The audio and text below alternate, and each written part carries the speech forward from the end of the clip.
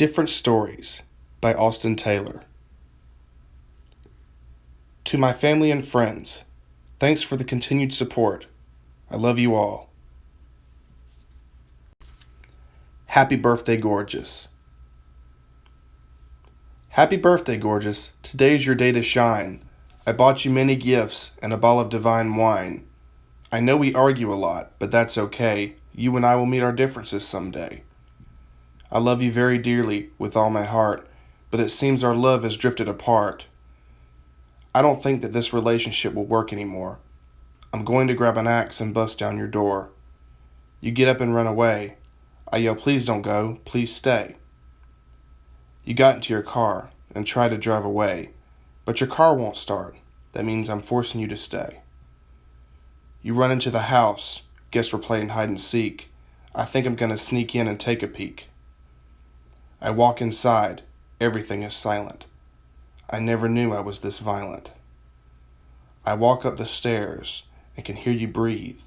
You must be hiding from underneath. I pulled back the floorboards, and there you are. You won't be getting too far. I cleaned up the mess and left the address. I will never, ever confess. Happy birthday, gorgeous. 1999. There was a show I used to watch when I was a kid. The show was only on the air for 2 weeks, then it was canceled due to major controversies. I remember watching the premiere of the show. I even remember the exact date. October 4th, 1999.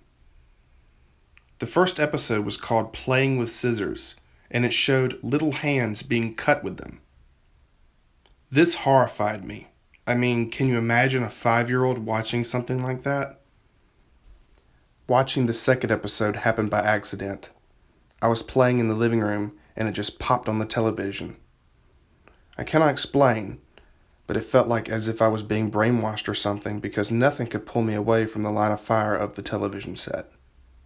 The second episode was called Mr. Bear Says Goodbye, and it showed a man in a teddy bear suit and then blowing his own head off with a .45.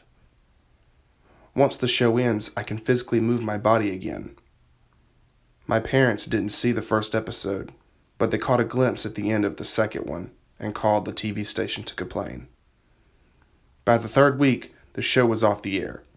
I can't imagine how many other parents made the same complaints to the station. 17 years later, as an adult, I'm still researching the mystery of that show. Was it real?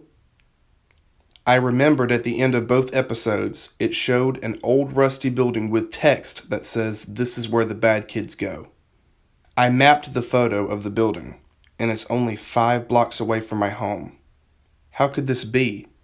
How come I've never seen this place before? I drove to the place, and it was still there, just how it looked years before. I opened the front door and was horrified at what I saw.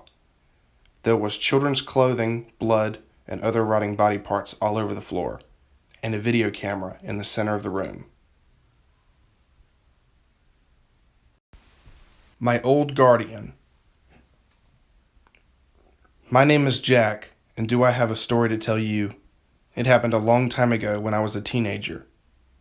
The year was 1982, and my grandfather passed away after fighting cancer for over 5 years. I was so depressed at the time and did not know what to do. Both of my parents were dead, so my grandfather was all I had, and now I have nobody.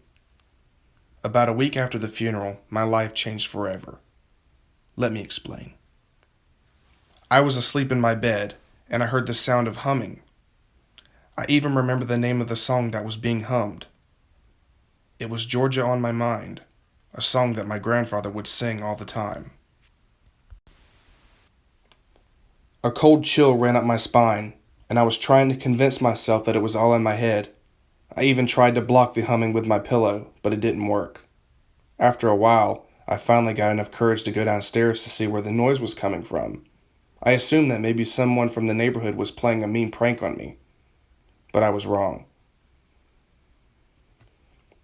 I looked into the living room to find my grandfather, sitting in his rocking chair and humming Georgia on My Mind. I started slapping myself and screaming out loud, "I'm gonna wake up now." My grandfather looked at me with a smile and told me to calm down or I would wake up the neighbors. I asked, "What are you doing here?" And, "You can't be here." He said that he made a promise on his dying bed that when he passed on, he would come back as a guardian. He stands up and holds out his hand and asks me to take it. When I took it, I ended up in a dark room. A room so dark that I couldn't see my own hand in front of my face. I asked my grandfather, "Where are we?" He said that we were in a place where there is no living. A place filled with the tortured souls of the dead. Before I could say anything else, we were already back at the house. My grandfather looks at me, gives me a hug, and says, "I will be back tomorrow. I have something else to show you then." After he said that, he disappeared. And me, so horrified, I passed out. I woke up that morning on the living room floor, so apparently it wasn't a dream. I looked at the time and realized that I was late for work. I quickly got dressed and drove downtown to my job. Before I could sit down at my desk, my boss calls me into his office. He told me that I haven't been showing up to work on time, and that he was going to let me go. I was so upset, I even got on my knees and begged for my job back, but it was already too late. He told me to clean out my desk and get out. As I was heading to my car with a box full of my things, I saw something in the corner of my eye.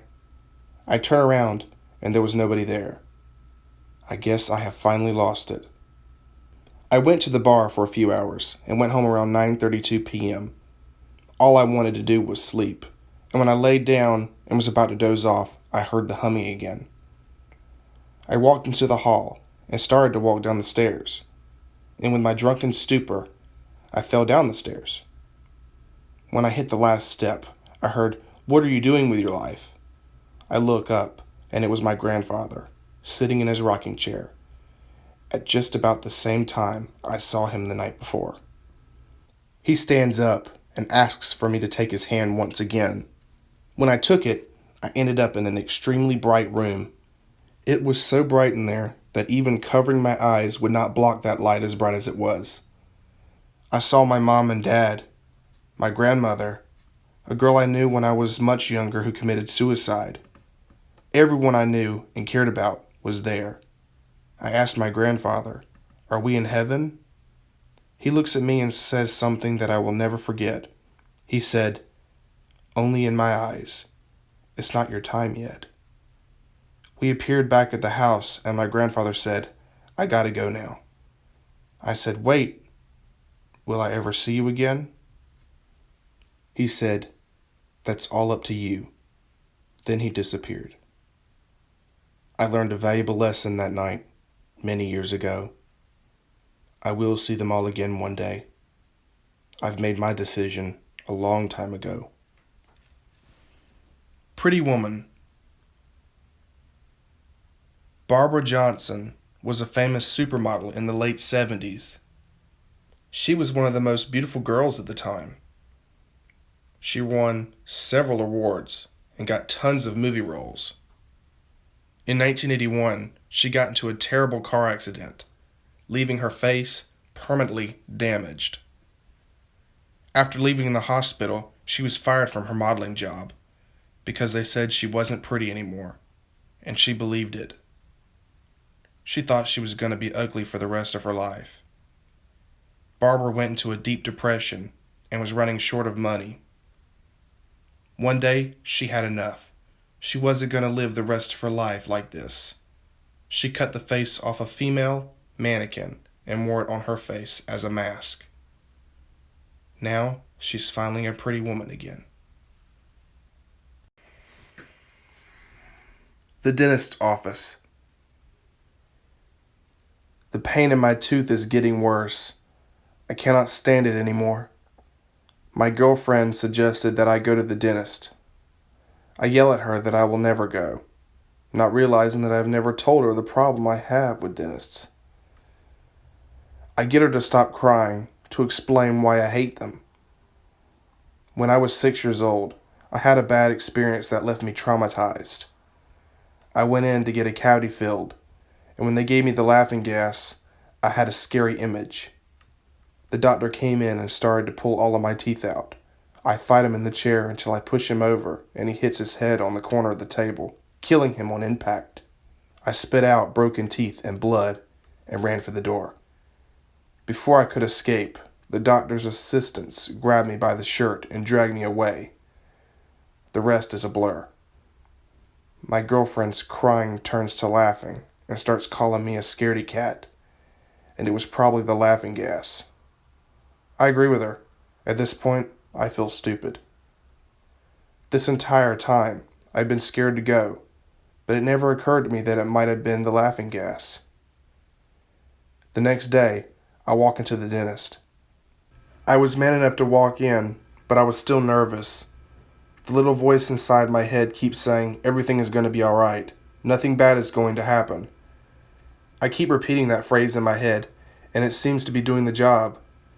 The nurse calls me to the back, and I anxiously get up and follow her.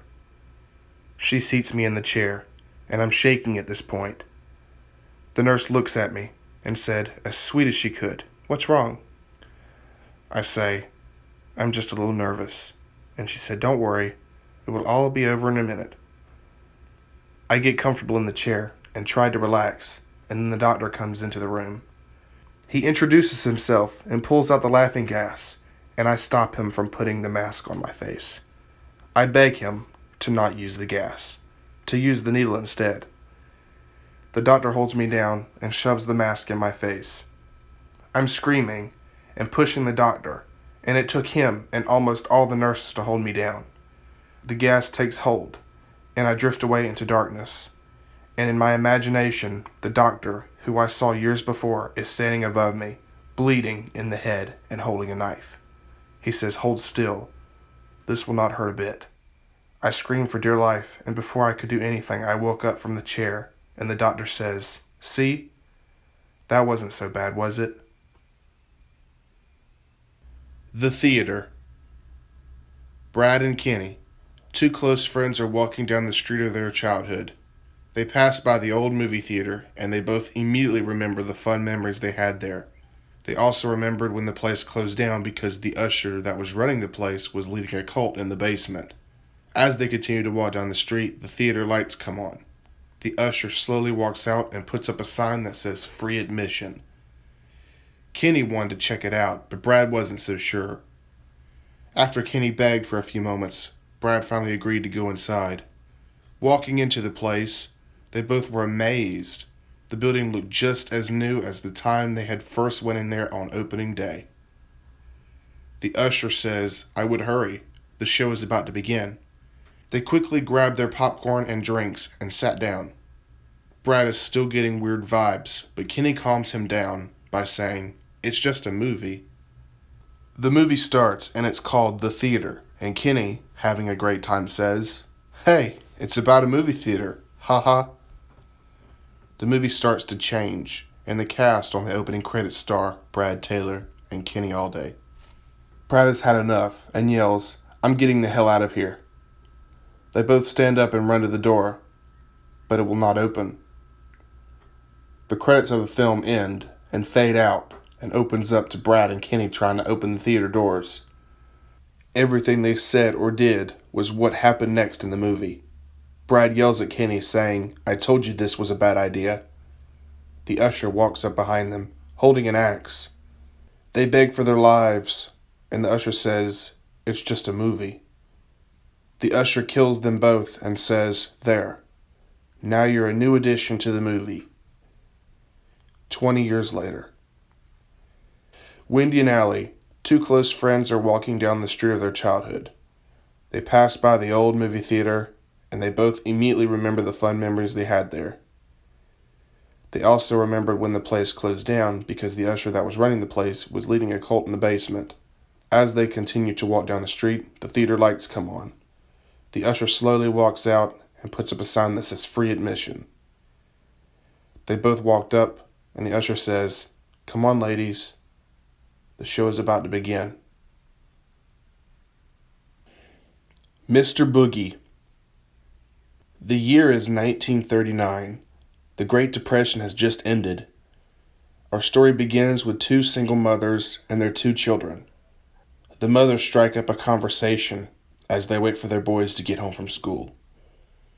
One of the mothers, who goes by the name of Samantha, asks the other mother what she did today.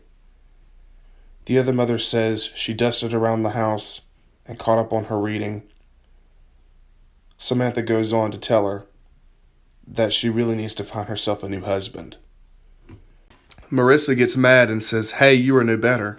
And Samantha says, "Well, at least I've tried to go out. And you, on the other hand, hide in the house all day." After a moment of silence, the kids rush to the house after being dropped off by the bus. The kids, Jack and Toby, are hopping around, and the mothers ask them what they did today. Jack speaks up and says that they got to draw their best friend in the whole world. The mothers ask, "Who's your friend then?" And Jack again speaks up and says, "His name is Mr. Boogie." Jack and Toby hold up their pictures of him, and he's really tall and has no face. Both of the mothers look at the photo in concern, but they ignore it and told the boys to wash up for dinner. The kids ask if Mr. Boogie could eat with them, and the mothers, thinking he's just an imaginary friend, they didn't see the harm in agreeing. The boys run upstairs, and the two mothers have a serious talk. Samantha was happy, saying things like, "Aw, it's so sweet, they have an imaginary friend." Marissa was concerned, saying things like, "I think it's creepy." An hour goes by, and the two mothers finish making dinner and call down the boys. They can hear them both talking to someone other than themselves. Marissa asks, "Who are they talking to?" And Samantha says, "Probably their friend." Really loud footsteps can be heard, and in walks the two boys, and behind them is a man that looks just like the picture. Jack says, "This is Mr. Boogie, Mommy," and both of the mothers freak out. They were throwing plates and yelling at him to go away and to never come back. Toby then says, "Mommy, he just wants to play," and the mothers continue to scream. Then Mr. Boogie steps into the room and says, "Don't worry, I'll kill you quick and painless, but I would like dinner first." Clowning around. On a random Saturday night, 3 kids are home alone.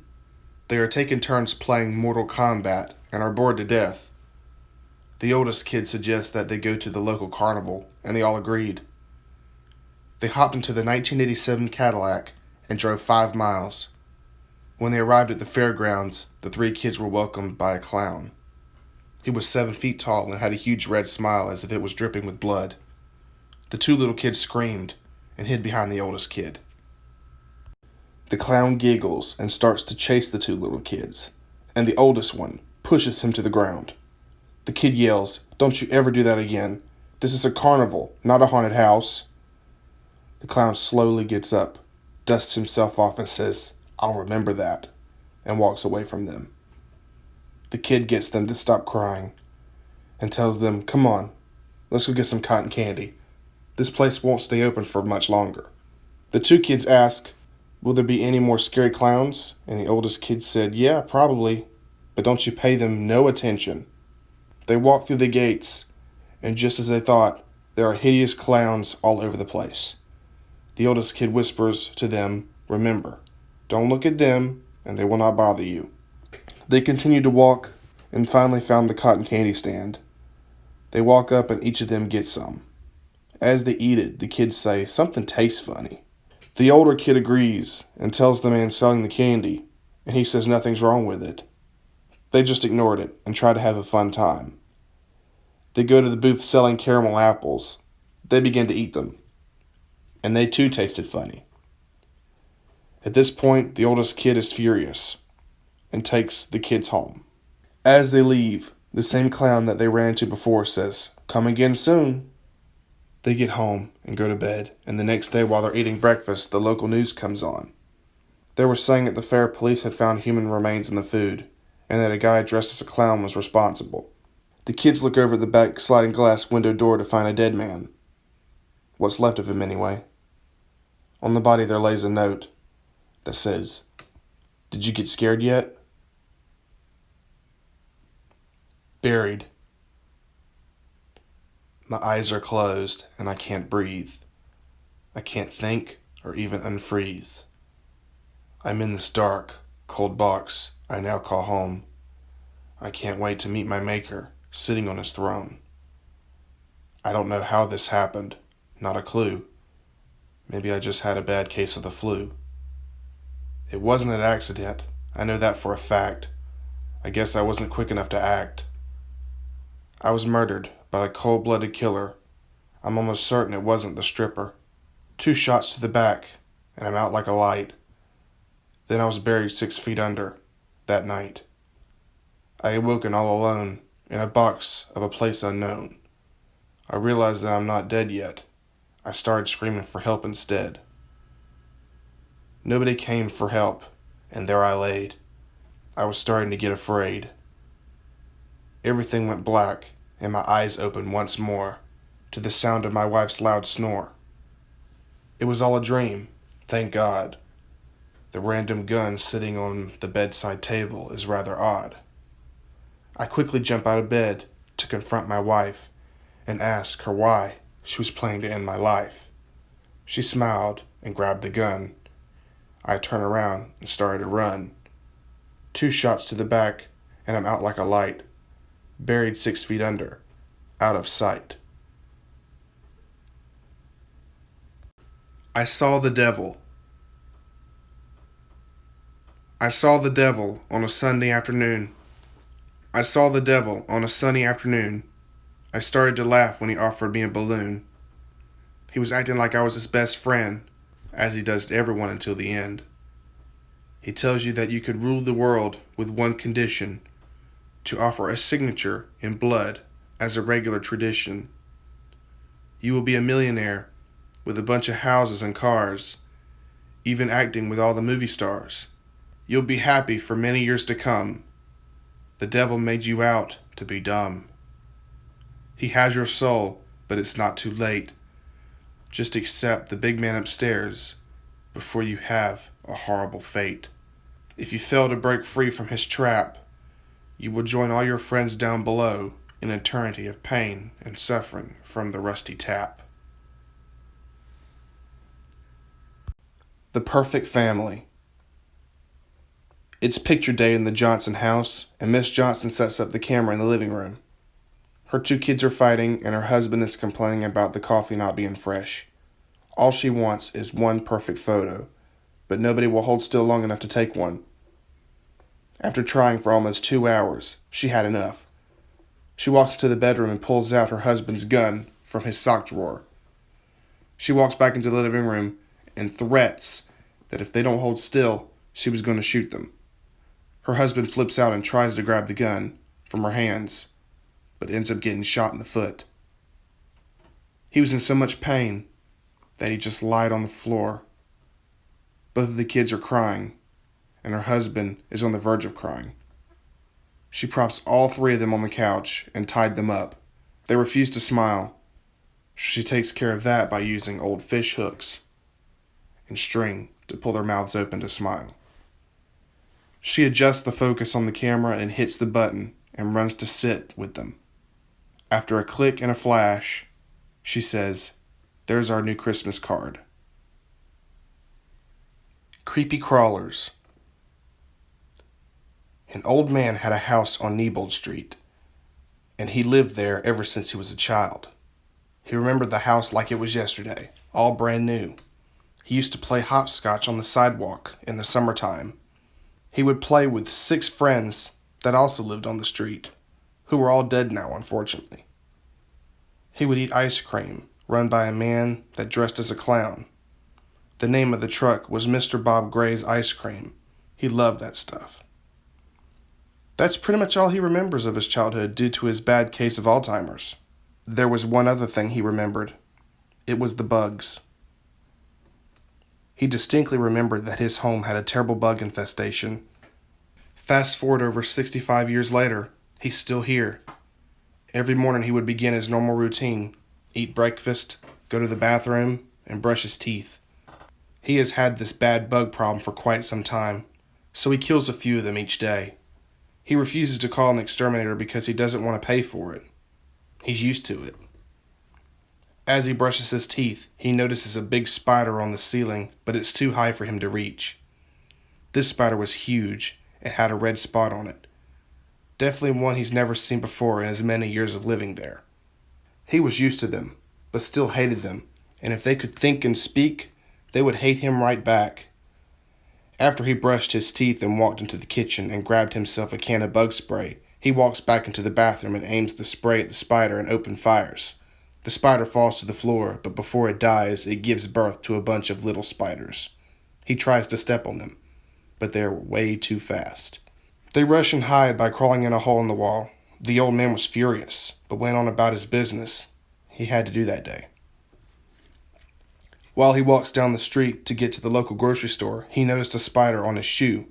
It looked like the same one he killed in the bathroom, with the red spot on it and everything.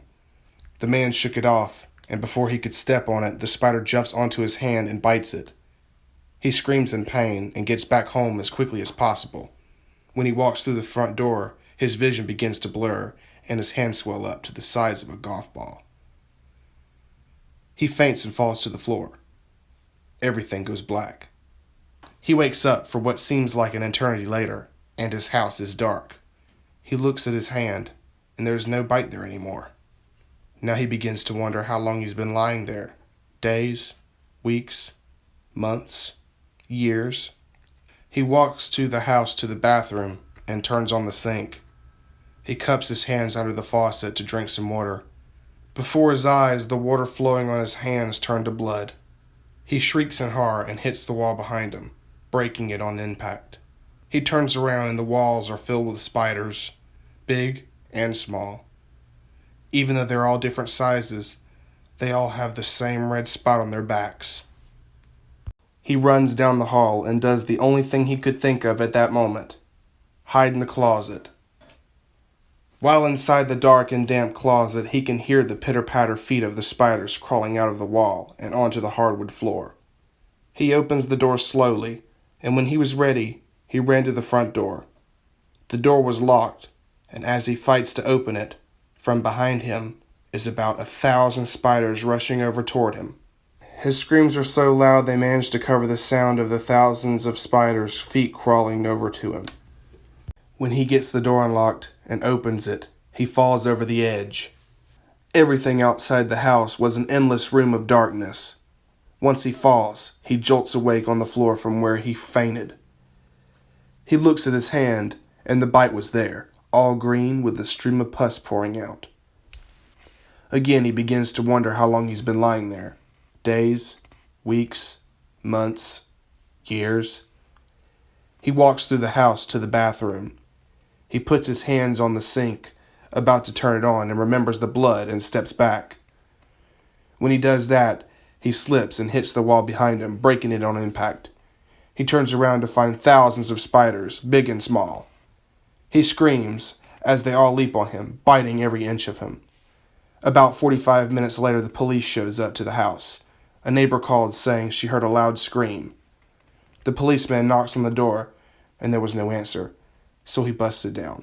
He walks through the house to the bathroom and finds the old man, dead as a doornail, on the floor. He pulls out his cell phone and calls the hospital to send the stretcher. When he hung up, he saw parts of his body move. As he got closer and closer to the body, the more it began to move. Out of nowhere, thousands of spiders crawl out of the old man, and the cop runs to the door. He successfully opens it but gets attacked, and each spider gets a little stronger. The more they eat, the bigger they become. They crawl out of the open door to eat some more. They are hungry after all.